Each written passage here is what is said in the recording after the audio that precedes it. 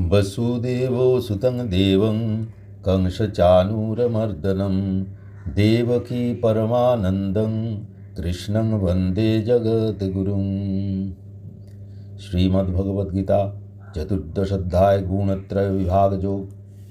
श्रीभगवानुवाच परं भूयः प्रवक्ष्यामि ज्ञानानं ज्ञानमुत्तमं यज्ञाता मुनयः सर्वे परां सिद्धिमितो गतः। इदं ज्ञानमुपाश्रित्य ममो साधर्ममागतः सर्गेऽपि नोपजायन्ते प्रलये न व्यथन्ति च। ममो योनिर्महद्ब्रह्म तस्मिन् गर्भं दधाम्यहं सम्भवः सर्वभूतानां ततो भवति भारतः। सर्वयोनिषु कौन्तेयो मूर्तयः सम्भवन्ति या तासां ब्रह्मो महद्योनिरहं बीजोपदः प्रीता। सत्तं रजस्तम इति गुणाः प्रकृतिसम्भवा निबध्नन्ति महाबाहो देहे देहिनमव्ययम्। श्री भगवान कहिलेन ब्रह्म अत्यंत दुर्बोध्य সেই হেতু সর্বজ্ঞানের শ্রেষ্ঠ ব্রহ্মজ্ঞান আমি পুনরায় তোমাকে বলিব।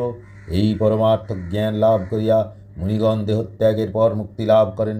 এই জ্ঞান আশ্রয় করিয়া মুনিগণ আমার সর্বপ্রাপ্ত হন।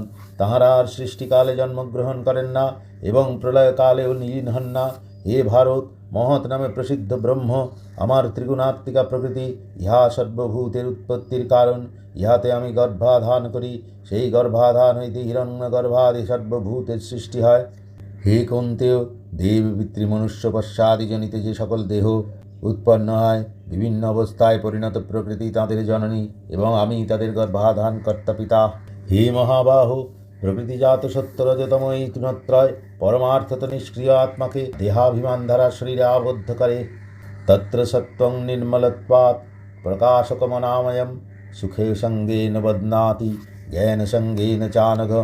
রজোরাগাত্তিকং বৃদ্ধি তৃষ্ণাসঙ্গ সমুদ্ভবম তন্ন বধ্নাতি কৌন্তেয় कर्म संगेन देहिनां समस्त ज्ञान जग विद्धि मोहनं सर्वदेहिनां प्रमादालस्य निद्राभि स्तन्निबध्नाति भारत। हे निष्पाप, এই গুণত্রয়ের মধ্যে সত্যগুণ স্ফটিকমণিন্যায় নির্মল স্বচ্ছ চৈতন্য প্রতিবিম্ব গ্রহণে সমর্থ বলিয়া নিরুপদ্রব প্রকাশক এই সত্যগুণ আমি সুখী। এই সুখাশক্তি আমি জ্ঞানী, এইরূপ জ্ঞানাশক্তি দ্বারা আত্মাকে যেন আবদ্ধি করে। হে কৌন্তেয়, রজগুণ রাগাত্মক, ইহা প্রাপ্তের অভিলাপ বিষয় ও প্রাপ্ত বিষয়ের মনে প্রীতির উৎপাদক বলিয়া জানিবে। দৃষ্ট অদৃষ্টের ফলের নিমিত্ত কর্মে আসক্তি দ্বারা ইহা আত্মাকে যেন বদ্ধ করে, অর্থাৎ যেন আমি করি এই অভিমান দ্বারা কর্মেই প্রবর্তিত করে। হে ভারত, তমগুণ আবরণ শক্তি প্রধান প্রকৃতির অংশ হইতে উৎপন্ন এবং দেহধারীগণকে মোহজনক জানিবে। উহারা প্রমাদ আলস্য নিদ্রা দ্বারা আত্মাকে দেহে যেন আবদ্ধ করে, নির্বিকার আত্মাকে যেন বিকার প্রাপ্ত করে। सत्तं सुखे संजयति रजः कर्माणि भारत ज्ञानमावृत्य तु तमः प्रमादे संजयत्युत। रजस्तमश्च भूय सत्तं भवति भारत रजस्सत्तो तमश्चैव तमः सत्तं रजस्तथा। सर्वद्वारेषु देहस्मिन् प्रकाशो उपजायते ज्ञानं यदा तदा विद्याद् विद्धं सत्तमित्युत। लोभः प्रवृत्तिरारम्भो प्रकर्मणामः समस्पृहा रजस्येता निजायन्ते विवृद्धे भरतर्षभ। হে ভারত, সত্যগুণ সাধ্য বিষয়ে রজগুণ সাধ্য কর্মে জীবকে আবদ্ধ করে এবং তমগুণ সত্যকৃত বিবেককে আবৃত করিয়া জীবকে প্রমাদ ও আলস্য প্রবৃত্তিতে নিমজ্জিত করে। ত্রিগুণের পরিমাণে আত্মাভিমানিবন্ধন। হে ভারত, সত্যগুণ রজতমগুণকে অভিভূত করিয়া প্রবল হয়, রজগুণ সত্যতমগুণকে প্রভিভূত করিয়া প্রবল হয়, আর তমগুণ সত্য রজগুণকে প্রভিভূত করিয়া প্রবল হয়।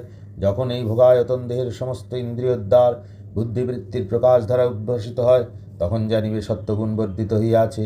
হে ভরত শ্রেষ্ঠ, লোভ, কর্মে প্রবৃত্তি ও প্রচেষ্টা, হর্ষ ও অনুরাগাদির অনিবৃত্তি এবং বিষয়ভোগের স্পৃহা এই সকল রজগুণের বৃদ্ধিকালে উৎপন্ন হয়। अप्रकाशो प्रवृत्तिश्च प्रमादो मोहे एव च तमस्येतानिता जायन्ते विवृद्धे कुरुनन्दन। सदा सत्ये प्रवृद्धे तु प्रलयं जाति देहभृत् तदत्तो मा विदं लोकान् मलानो प्रतिबध्यते। रजसी प्रलयं गत्वा कर्मजङ्गीषु जायते तथा प्रलीनस्तमसि मूढजनीषु जायते। হে কুরুনন্দন, কর্তব্য বিবেকের অভাব, অনুদ্যম, কর্তব্য অবহেলা ও মূঢ়তা প্রভৃতি লক্ষণ তমগুণ বৃদ্ধি পাইলে জন্মে। সত্যগুণের বৃদ্ধিকালে মানুষ দেহত্যাগ করিলে হিরণ্যগর্ভাদি উপাসকদিগের সুখময় ব্রহ্মলোকাদিতে গমন করে।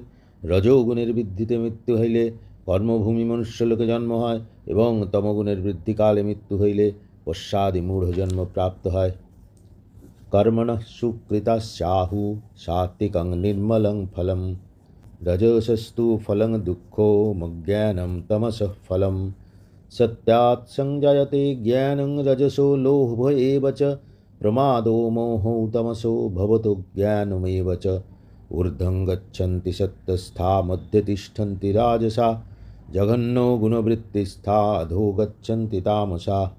नान्यं गुणेभ्यो कर्तारं यदा द्रष्टानुपश्यति, गुणेभ्यश्चोपरं वेत्ति मद्भावं सोऽधिगच्छति। गुणानित्यानतीतोऽत्रीन् देहि स्वयो समुद्भवान्, जन्म मृत्यु जरा दुःखैर्विमुक्तोऽहमृतमश्नुते। শিষ্টগণ বলেন, সাত্ত্বিক কর্মের ফল নির্মল সুখ, রাজসিক কর্মের ফল দুঃখ, তামসিক কর্মের ফল মূঢ়তা। সত্যগুণ হইতে সকল ইন্দ্রিয়ের জ্ঞান জন্মে, রজগুণ হইতে লোভ প্রবৃত্তাদি জাত হয়, আর তমগুণ হইতে অবিবেক, অনবধানতা ও মূঢ়তা উৎপন্ন হয়। সত্যগুণে অবস্থিত ব্যক্তিগণ দেবলোকাদিতে গমন করেন, রজগুণী ব্যক্তিগণ দুঃখবহুল মনুষ্যলোকে জন্মগ্রহণ করেন, এবং জঘন্য গুণবৃত্তিতে স্থিত তামসিক ব্যক্তিগণ পশ্চাদহীন জন্ম লাভ করে।